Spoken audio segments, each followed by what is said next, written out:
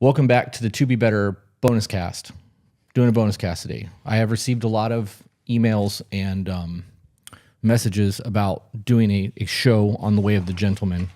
And after I went to the gym this morning, I typed up 3 pages of shit so that we can have a long, in-depth conversation of things that I believe that make you a gentleman. This has no rhyme or reason to it. Things are very just scattered all over the place because it's literally my thoughts as I'm going typing them out. Right.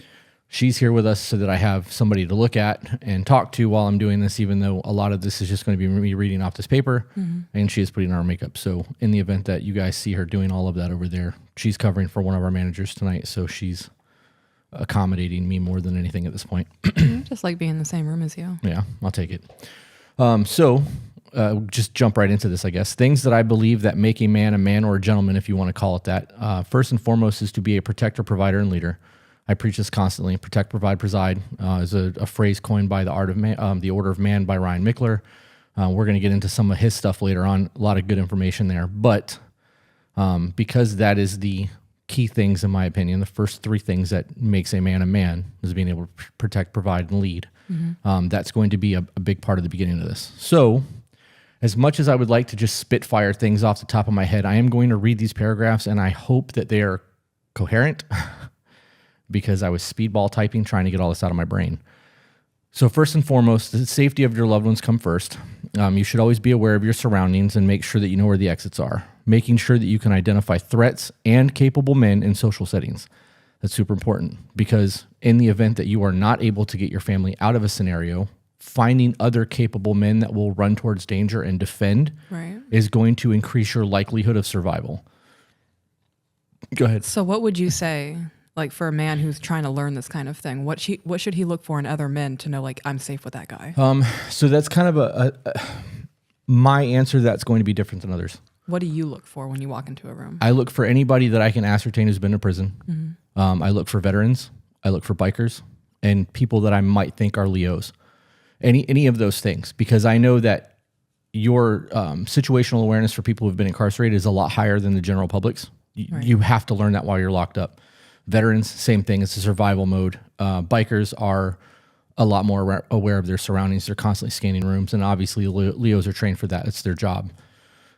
What is a Leo? Law enforcement officer. Oh, I did not know that.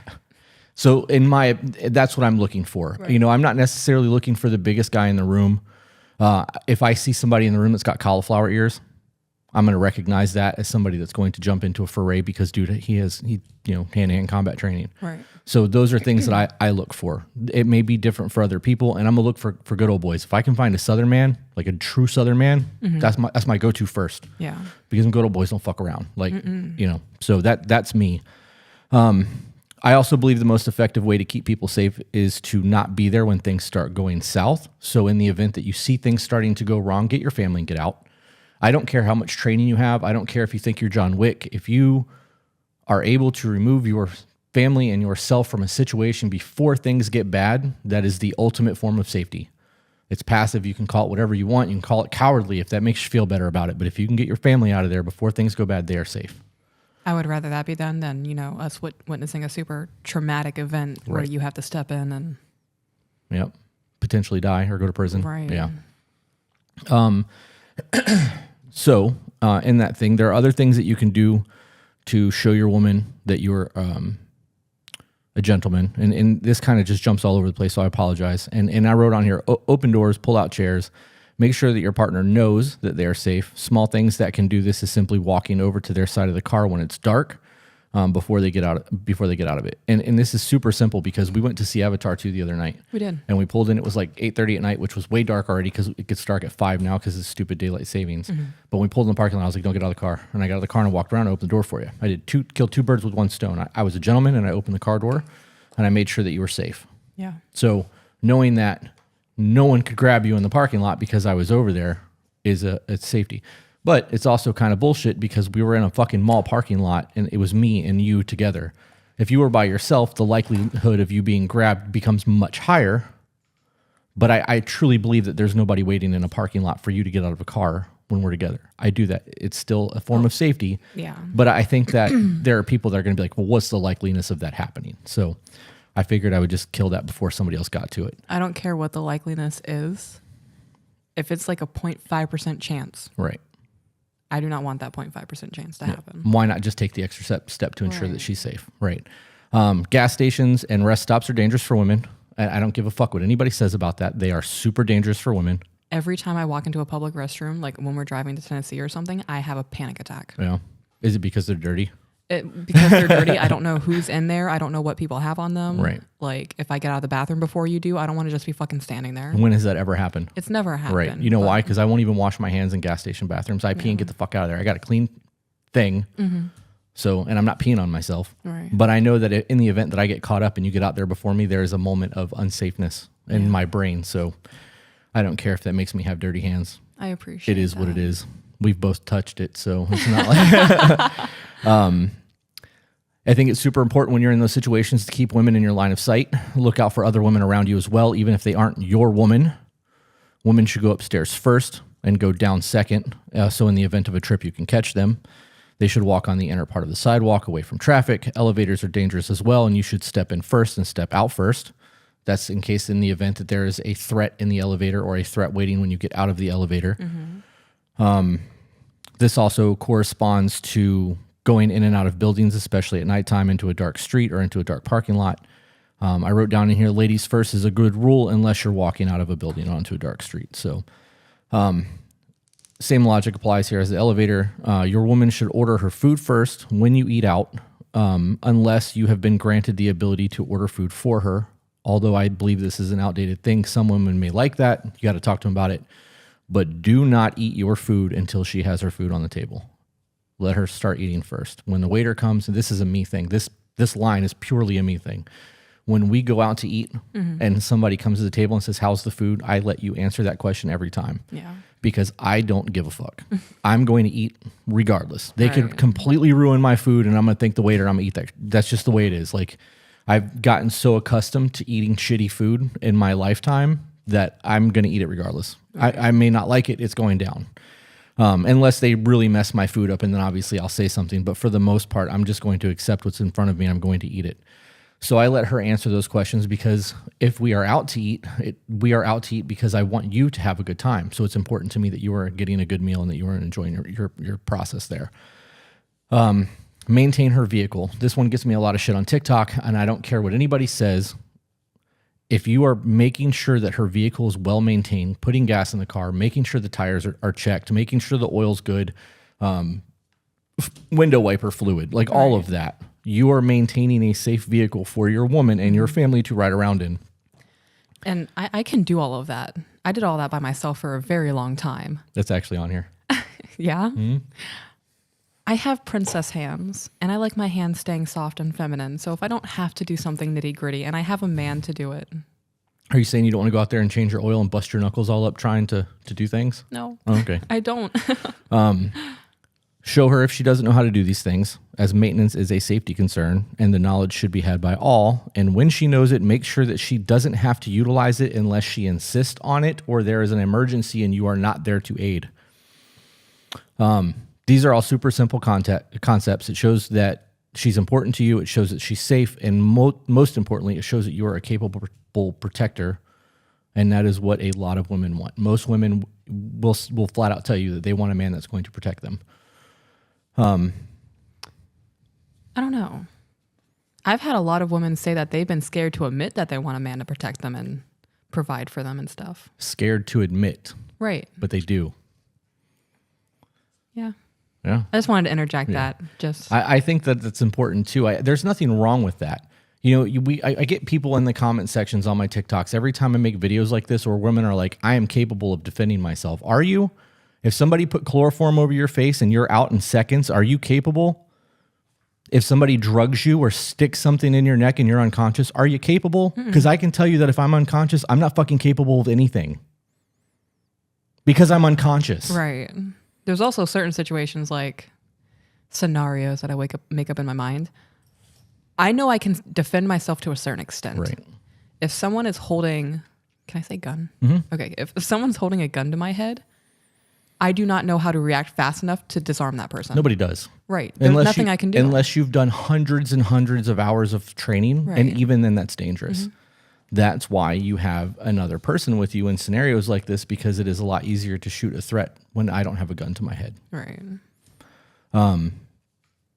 Ryan Mickler has something that he calls the 13 virtues. They are self-reliance, intentionality, discernment, wisdom, ownership, strength, humility, integrity, conviction, self-awareness, discipline, mastery, and courage. Those 13 things, in my opinion, is what makes a man a man. He goes into them in depth in his book called Sovereignty. I highly suggest that you guys read that book. I personally hold some of these things higher than others in terms of like rankings, but I do believe that all 13 of those things are very important things to adhere to if you want to be a good man. And I specifically say a good man there because if you adhere to those values and you truly hold on to those virtues and maybe even make them core values for yourself, you will be a good man. A man should be physically fit and capable. I'm going to catch a ton of shit for that. I'm not saying that every man needs to be Bruce Lee, but if you can't run a mile, that's a problem. If a man can't carry me out of a burning building, that's a problem. Right. I think that I could run a mile. I would be miserable at the end of it because I'm still a relatively big guy. My cardio sucks currently. Right. I can own that. But I am physically strong enough that if I had to carry you and jog a mile, I'm fairly certain that I could do it. You would just do it out of sheer determination to keep me safe. Probably. I would do it out of pure stubbornness. I'd probably have a heart attack and die afterwards, but, you know, it's a mile carrying a 170-pound woman on my back trying to run. The thought of that just sucks. I'm getting winded thinking about that.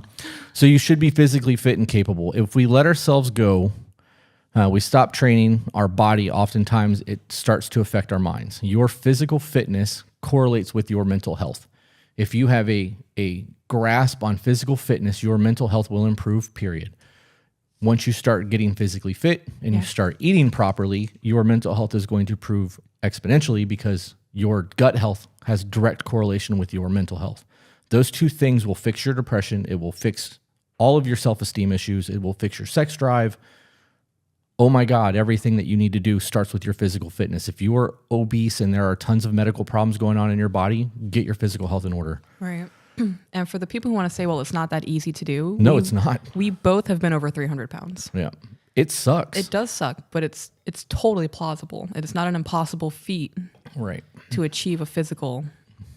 No, it's not impossible. I want to say epitome, but that's not the word. It's definitely not impossible. It just sucks. I would love to eat cheeseburgers and french fries every meal of the day for the rest of my life. I miss waffles. I could live without that. I could live without pancakes. I could live without brownies. If I could eat cheeseburgers and french fries every single meal for the rest of my life and not gain weight, game on. We should go back to that place in Venice. Brewburger. Oh, God. Being able to keep our physical health will coincide. Okay, I said that. We should be trying to grow physically, mentally, and spiritually every single day. Even if it's a small margin of progress that happens, that consistency every single day is going to make you a whole lot better in the future. And adhering to these things is just, I think, a necessary thing to be a good man, to be a healthy gentleman. Those things are mandatory. I have other things that I think that are important to discuss when it comes to being a good man. Keeping your word at all costs. If you break that word, you cannot be trusted, and without trust, you have nothing. That is the overall arcing foundation of who you are as a person, because if I say something to you and you can't take me for what I've said, we have no foundation at all. Right. Because communication is everything, and without trust, communication means nothing. So if you tell someone you're going to do something, come hell or high water, you get it done. The next part of that comes down to undercommitting and overperforming. If you tell someone you're going to do something, overperform on that. And the example I gave you this when we were talking about it earlier is if you have a job and your boss says, hey, we have a Friday deadline, and in your head you go, I could have this done by Wednesday. Keep your mouth shut. Say, I got you, boss. I'll have it done by Friday no matter what. Turn that paper in or that project in on Wednesday. Make sure that it's done properly and to the best of your ability, and you are now overperforming on something you knew you could do anyways. So you undercommit and overperform. If you tell somebody you're going to help them move, find a hand. Get one of your buddies to come and help. You are committing yourself, undercommitting. I will be there, no problem, I got you. And then you're overperforming by bringing an extra set of hands. There's a lot of things that go all into that. You can look into that more if you feel the need, but I think that's kind of all encompassing. If someone tells you a secret, you take it to the grave, even if they become your enemy. Divulging that secret, even in a time of conflict, will show you are a man without honor. I cannot begin to tell you how many times I have seen people put people on blast that used to be like lovers or best friends or longtime companions that have a small falling out, and then everything falls apart, ends up on social media, people bashing each other, giving out all the dirty secrets. You see that all over Facebook now, like constantly. If somebody trusts you or confides in you and gives you the dirty of their life, no matter how you feel about them in the future, you take that secret to the grave. Yep. Anything worth having, anything that is worth having will not come easy. A man knows that to be successful in anything in life, he will have to work hard for it, make sacrifices, and at times suffer. This applies to business, relationships, friendships, and everything else. Anything that comes easy must have some sort of catch or strings attached, and be wary of this. If you are not willing to suffer for the things you want, you don't want them. I agree. Period. Mm-hmm. I'm not even going to read anything else about that one. We'll just move right on to the next one because that was as blunt as it can get. Does this look bad? No, Okay. But not from where I'm sitting. I mean, I'm obviously not right on you, and I don't have glasses on, but it looks fine from where I'm at. What do you guys think? Does her makeup look good? I'm dropping shit. Can't ask that on here. Know the difference between confidence and arrogance, and do not cross that line. I like that. Ego is the destroyer of everything. Ego kills talent. It kills productivity. It kills relationships. Ego is one of the biggest, in my opinion. If there was a 7 deadly sin, like number 8 that I could add, it would be your ego. Kill your ego. That's Yep. You have anything to add to that one? Okay. I mean, we see it all the time in our industry. Constantly. I know some of the best artists in the world who like could really be something if they would just check themselves and put a little bit more time into their craft, and like they could really go far in the industry that we're in.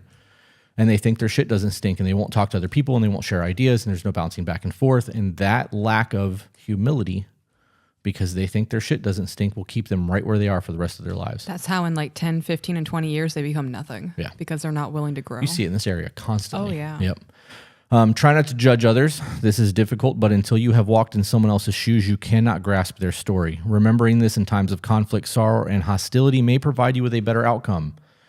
We get so caught up in throwing shade at people and being judgmental to the things that are going on that we forget that we too have been most of what those people are going through. We may have just gotten better.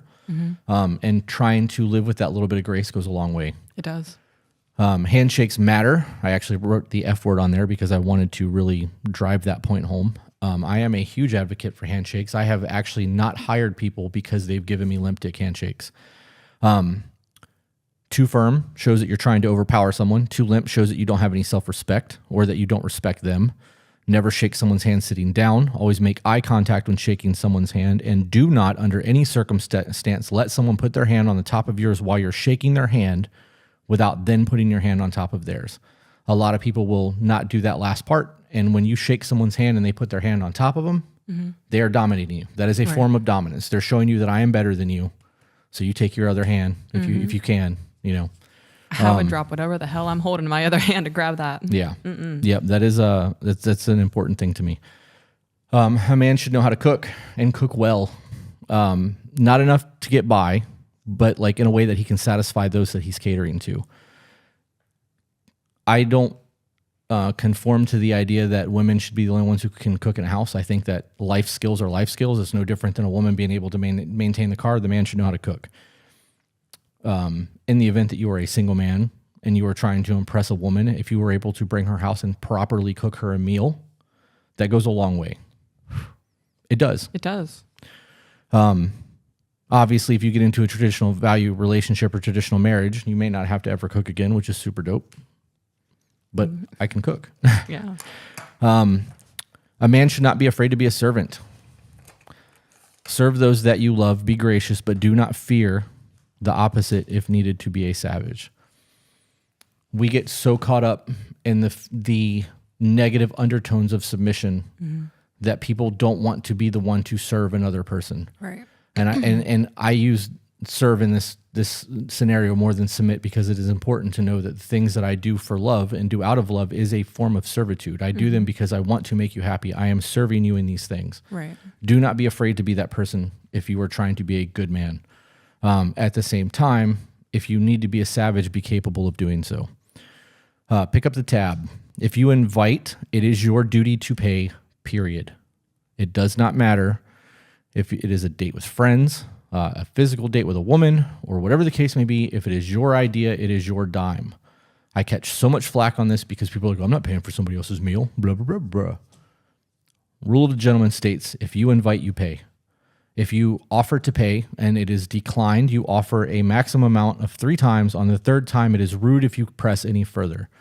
So if somebody's like, no, I got it. And you're like, no, I have it. And it's not a big deal. And they're like, are you sure? And you'd be like, yes, I'm sure. And they're like, come on, I really don't want you to pay for me. At that point, you can offer one more time and that is it. If they say no at that point, you don't press. It's rude. A man is not late. If you are on time, you are late.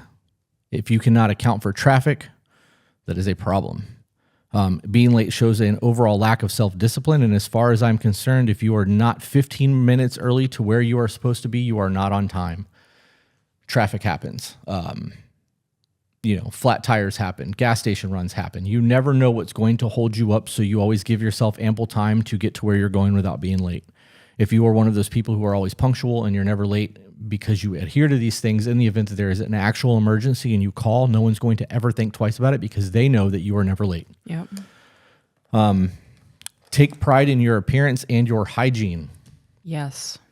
I understand that there are a lot of blue collar men out there that constantly got dirt underneath their nails. It's just the way it is. Mm-hmm. But if you're an outside worker and you're taking your woman on a date, you know that you got a good pair of boots and you got nice clothes that you can wear. Take the extra time, clean yourself up, make yourself presentable for your woman. Your hygiene is super important. Also, nobody wants to be around somebody who smells, stinky breath, bad teeth, whatever the case may be. If you have the opportunity to take an extra 15 seconds to clean yourself up, do it at all costs. Give up your seat and your coat. I'm a firm believer that if there are no seats and I'm sitting down and a woman walks in the room and I don't know her, I'm getting up. Mm-hmm. Doesn't matter who it is. I'm not going to be the one that's holding the seat. And you see there's hostility about this all over the internet because of people on subway trains and things like that saying that, women want equal rights. They don't get the seats anymore, blah, blah, blah. I've seen women screaming on a train about who's going to be a gentleman and let me have my seat. And I hate that all of that is a thing.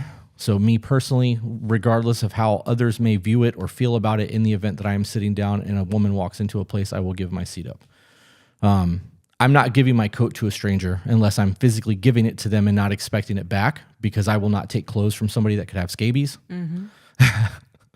And in my opinion, everyone could have scabies. Okay, actively listen when she talks. Actively listen. Actively comprehend. Right. Selective hearing is a thing. If I've got my phone in my hand and you say something to me, unless you tell me specifically, I need your undivided attention, there's a strong possibility you're getting maybe 40% of my attention. So I'm going to have to set my phone down and go, okay, babe, I'm sorry I was not listening. I only heard about 40% of what you said. I need you to repeat yourself. You have my undivided attention. You need to be actively listening. Cell phones and distractions in the home are a huge factor in people having a hard time having proper communication. So actively listen when she talks. Going back to the protector thing, protect those who are weaker than you. This doesn't always necessarily mean your woman. Obviously, you protect kids, you protect weaker men if that is a thing.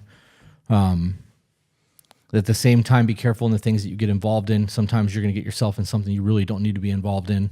But I don't abide bullying. So if I see somebody running their mouths or picking on an older person or something like that, you need to step up and be a man and handle that. Be goal-oriented. A goal-oriented gentleman talks about ideas and progress, not other people. If they gossip to you, they will gossip about you. This is a huge thing for me because I don't participate in gossip. Mm-hmm. If somebody has something that they want to say to me about somebody that I know, my answer to them is always, why are you saying this while they're not standing here? And I mean that. Mm-hmm. If you have something negative to say and they're not here to defend themselves, shut the fuck up. I don't want to hear it. Especially if I love that person, because it's going to create conflict between you and I. Right. Not, you know what I mean? Right. Like yeah. So remember your goals. Remember the progress that you want to have and who you want to be, and do not get caught up in gossip. And if you are around gossiping people who are not making you a better man, providing you with ideas to move forward and being goal-oriented, you need to find another social circle. Somebody just commented on our podcast and said it's better than Joe Rogan's podcast. Oh, yeah, right. Right? The flattery, though. Yeah, no shit. Be intentional with your words.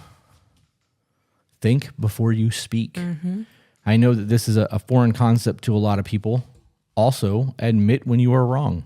That is a very hard thing for a lot of people to do. Swallow that ego. Yep.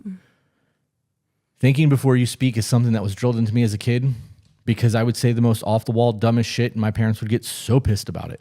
And I had to hear it over and over and over again, especially if I was in trouble and trying to make excuses. Stop, think before you answer me, because if you lie or you say something stupid, you're going to get in trouble. I hear that still in my head.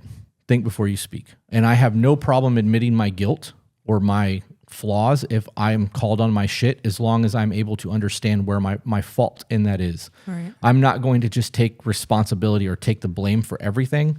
I will take accountability for everything. No matter what, I will take accountability. But blame and responsibility for those things are two different things. Mm-hmm. And being able to admit you're wrong makes you a strong man. That is an emotional maturity that a lot of people lack. Mm-hmm. Do not overindulge in a public setting. You would think that this is a common sense thing. This could be alcohol. It could be overeating. It could be anything. Right. You have to have your wits about you at all times. If you go out to eat and you overeat and you're busting at the seams and something happens, you are not going to be capable of really reacting because you're overindulged, you're full, whatever. Same thing if you're drunk, whatever. I'm also a big proponent of anything worth doing is worth doing in excess. Right. I'm going to go 100% all in every time I do something, which is why I'm not willing to do these things in public. So in the event that I want to have a drink, which I don't drink, I've been sober now for 8 months. In the event that I wanted to have a drink, it's going to be behind closed doors where I know that I am safe. And if you're here, like we are safe in the house having a drink, I will not overindulge in any public setting, no matter what. Right. I've even gotten really good about not overeating when we're in public because I don't want to feel overfull in the event that I have to run or defend or whatever. I don't want to be that guy. So there's that one. This is 30 minutes of this. There's no way that I could have done this. You're right. It would have been at least 10 minutes, 10 different podcasts or TikToks. Your reputation matters. Protect it at all costs. This does not mean that if somebody says something bad about you to fucking get on the internet and rip them apart and get caught up in their negativity and their nonsense, because people like drama and they want to do that.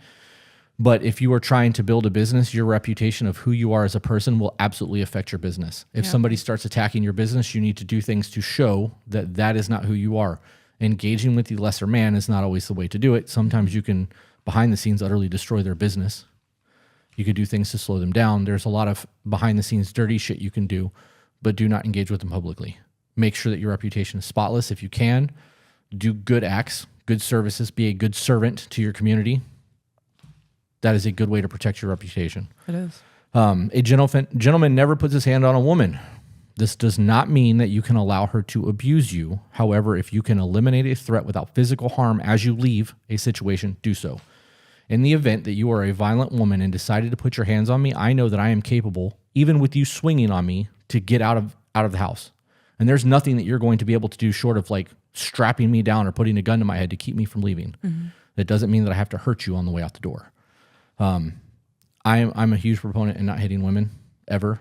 But I also think that at certain points there are women who push and push and push knowing that they're not going to get hit back, and there's a fine line there for me. I would personally not hit a woman, but I understand why men do when they are the attacker and the abuser in that situation. Mm-hmm. But a gentleman does not do that. Know when you should watch your mouth and when you shouldn't. Not everything is worthy of a response. This kind of falls into your reputation. This falls into defense. This falls into situational awareness.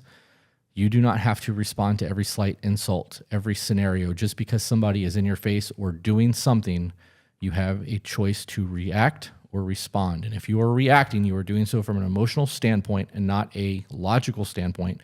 And the outcome is going to be far worse than it would be if you took a second to think about what you're doing and respond accordingly. So know when to shut your mouth and when you don't have to. Perception is reality. Life doesn't dictate your attitude, but your attitude dictates how you will experience your life.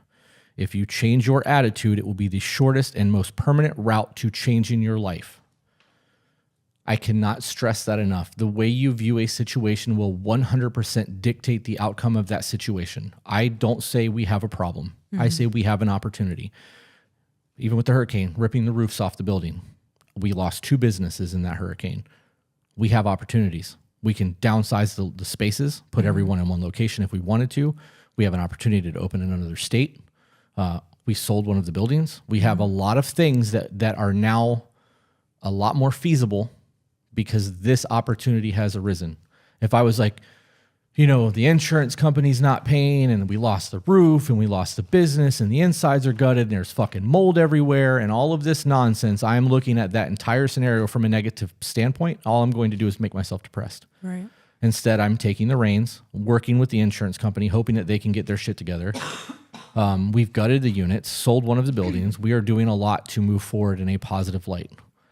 That is going to get us closer to the goals that we had set for ourselves before the storm. It is an opportunity, not a problem. So again, life doesn't dictate your attitude, but your attitude does dictate how you experience life. Procrastination leads to failure. Yes, it does. I am a huge proponent for getting it done right now. If we get up at 6 o'clock in the morning and we have a whole day planned of shit to do, and by 3 o'clock, everything is done on that list, I have the rest of today to do whatever I want. I can lay on the couch. I can take a nap. I can watch TV. I can play with the kids. I can do whatever I want because I did my entire day worth of shit by 3 o'clock. Putting it off, it's only 3 o'clock. I got the rest of the night to do this. Then at 10 o'clock at night, you're rushing to try to figure out what you have left to do. Sometimes those things are going to get pushed into the next day, which is going to ruin your entire next day's schedule. Do not start something tomorrow that you can start today. Don't put it off. There's no reason for it. If you have the availability to get it done now, get it done now. The further ahead of your schedule you get, the easier your life is going to be because you're always going to have more time. You're using the same 24 hours in a day that everyone else has, but you're utilizing that time more efficiently. In a negotiation, never make the first offer. This is one of those things that comes down to more of a business standpoint, but it also plays into relationships because you are constantly in negotiations with your partner. Don't make the first offer. Let them make the first offer because then you know where things are going to go and you know how much room you have, and you can counter offer in the event that you're in a business scenario, you're going to come out on top because the first offers are always the lowest. Why are you looking at me like that? So what if I don't make a first offer? Then we're not going to negotiate very well because I'm not making that first offer. I feel like this is a old Western standoff. Write your own eulogy. I was wondering if you were going to put that in there. I am put that almost on everything because who you are now and who you are at 50 and 60 and 70 are going to be different people. So write this often. Your goals in life are going to change. Who you are as a person is going to change. The things that are important to you are going to change. You need to always remember that this is not finite or infinite. This is finite. We have a finite life. Once we are done here, that's it. You're not going to get a second chance. You don't get to come back. If you're religious, you have your own belief system in that aspect. If you're not, you're going in a box. So make the best out of this and know that when you are gone, be the man that you once spoken about at your funeral. I only have 2 left and then we're done. Be very specific with your goals. This is a simple concept that a lot of people struggle with because New Year's resolutions, for example.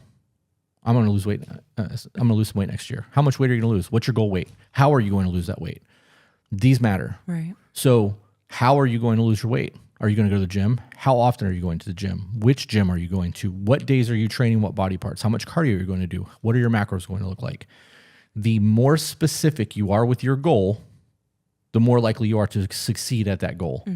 I don't do New Year resolutions. I call those the New Year lie to yourself because you are doing something just because it's expected to happen. If you really wanted to lose that weight, you wouldn't be waiting until the first of the year.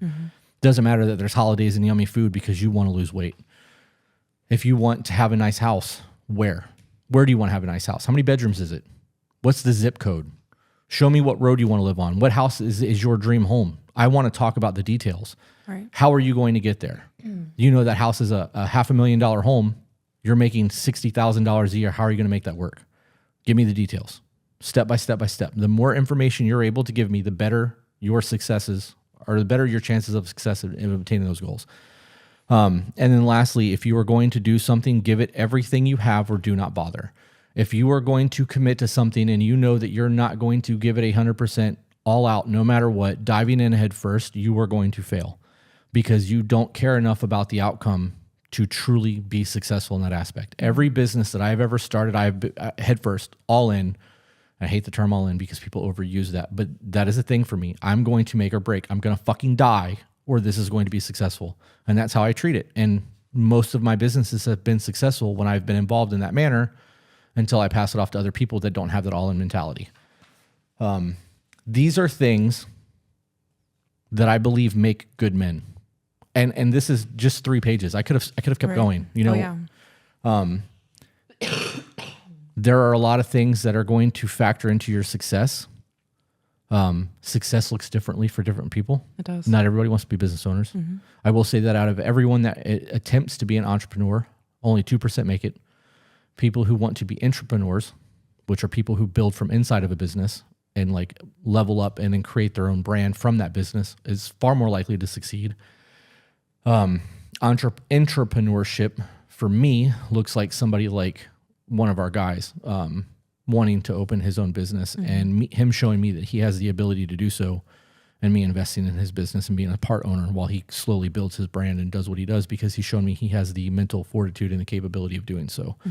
It's a lot easier to do that as a businessman on both sides than it is to go, I want to do this. I have no idea what the fuck I'm doing, but I'm going for it. That's why the success rate of entrepreneurship is only 2%. People are not willing to suffer. They're not willing to work the stupid hours. They're not willing to sacrifice. They're not willing to sacrifice. I am willing to live in my car. Yeah. I'll get rid of my cell phone. I'll get rid of all my junk food. I will eat tuna fish out of a bag for months on end if that's what it takes to get me to where I'm trying to go. Mm-hmm. And I am like that in every single scenario. Once I have my mind made up that this is what's going to happen, I'm going to suffer as much as I have to make that happen until I'm ready to lose everything. I will put it all on the line. And I am successful because I've done that over and over and over again, and I know what I'm capable of. I have enough belief in who I am and what I'm capable of doing. I'm going to fucking make this work. A lot of people lack that accountability in themselves. They lack the ability to be uncomfortable. Why are you looking at me like that? Everything you just said just made me fall in love with you all over again. You know it though. Yeah, I've seen it, and it's this podcast has been 3 weeks. Yeah. 3 weeks. We had a conversation, and within 3 weeks, everything was here. The room was set up. Mm-hmm. Apple, Spotify, YouTube, business cards, everything that we needed to do to have this business ready, I did in 3 weeks. Mm-hmm. We've been making content. Right now, you're getting ready to go and cover for one of the people at the shop, and you have to be there in 2 hours. Yeah. I was like, babe, we have 3 hours. Let's go make a podcast real quick. We have content. We are doing everything that we can. I'm even talking to other people like Ian who wants to come in and have conversations like this. Mm-hmm. If we can build this thing and build the coaching business and really get that going, that is an easy form of revenue for you, because any businesses that we create together changes our prenuptial. Right. You are going to get 50% of that business in the event that anything ever goes wrong. In the event that I don't want to do this anymore, it's your responsibility. You get to run the business. I don't care. You know what I mean? Like that's a thing for you. We are building something for your future now. But I am killing myself to make sure that all this works, so much so that I've lost sleep over it. You have. I want to make sure that this is going to be successful. If I'm going to do something, I'm going to give it everything I have, or I'm not going to bother. The 3 weeks that we've put into this, I could have been watching TV. I could have been focused on the other businesses. I could have been working with construction guys to do the build out at the expansion. All the things that I could be doing, I have been trying to categorize and prioritize everything throughout the day. That same mindset adheres to your family. Right. If you are going to be a father, be a father. If you are not in the picture for whatever reason, there is no excuse to not be a father. If your kids move away to another state, that's a different story. But if you live in the same town, there's no reason that you can't see your kids. If you can't get along with the mom, fix that shit. It's not easy. No one ever said any of this is going to be easy, but it's necessary. You have a child. If you can't afford your children, get another job, get 2 jobs. There are people who come to this country and become legal immigrants that work 3, 4, and 5 jobs to make something of themselves. And within that first generation of them being here, have created generational wealth because the opportunities that we have in this country are unlike anywhere else. Yep. I have no pity, no patience for excuses. If you really want something in life, get the fuck up and go get it. I think that those are the qualities that make a man a man.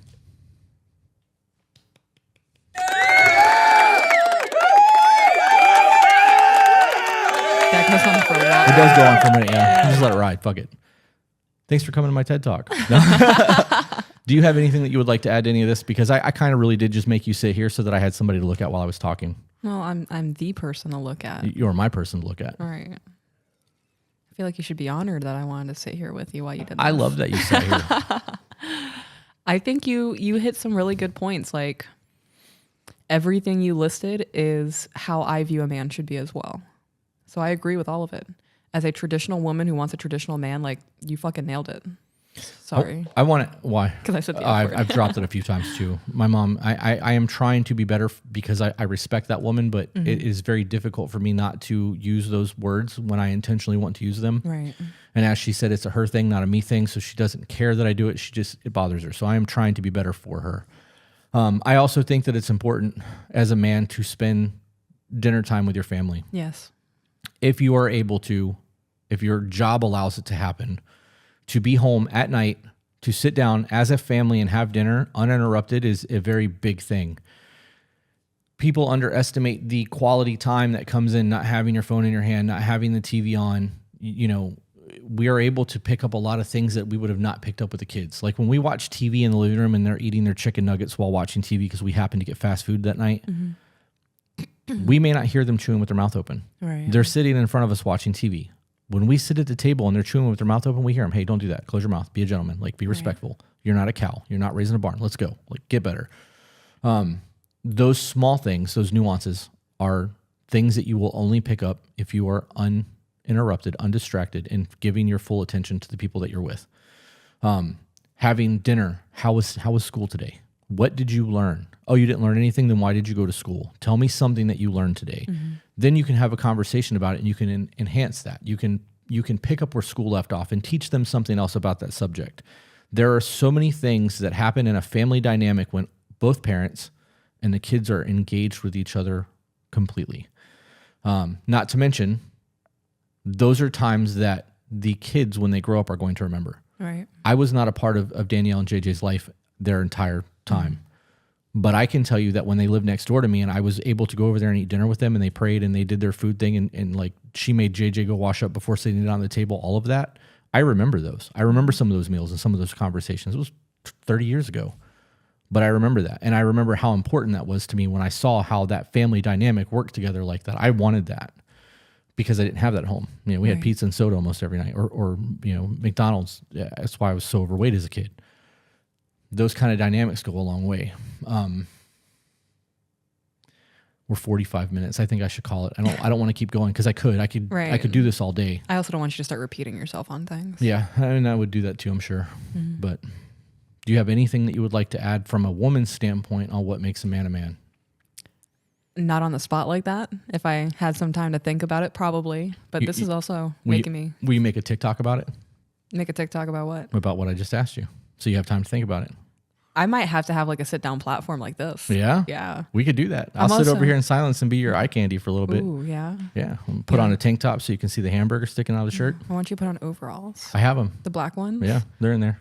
No shirt. Yeah. You want me to put on the hat? But they can't pan to you. No. Well, I mean. This is purely for me. So then we'll just only do one camera. Okay. All right. What were you going to say though about, because you said this is. I don't know. I'm all flustered. Oh, man. Now this has me thinking like things that make a gentleman. Well, if I did one for ladies. That is a phenomenal idea. Right? Because I like to think of myself as a pretty elegant, sophisticated woman. Well, we have been asked, other than cooking and cleaning, what makes a traditional woman a traditional woman?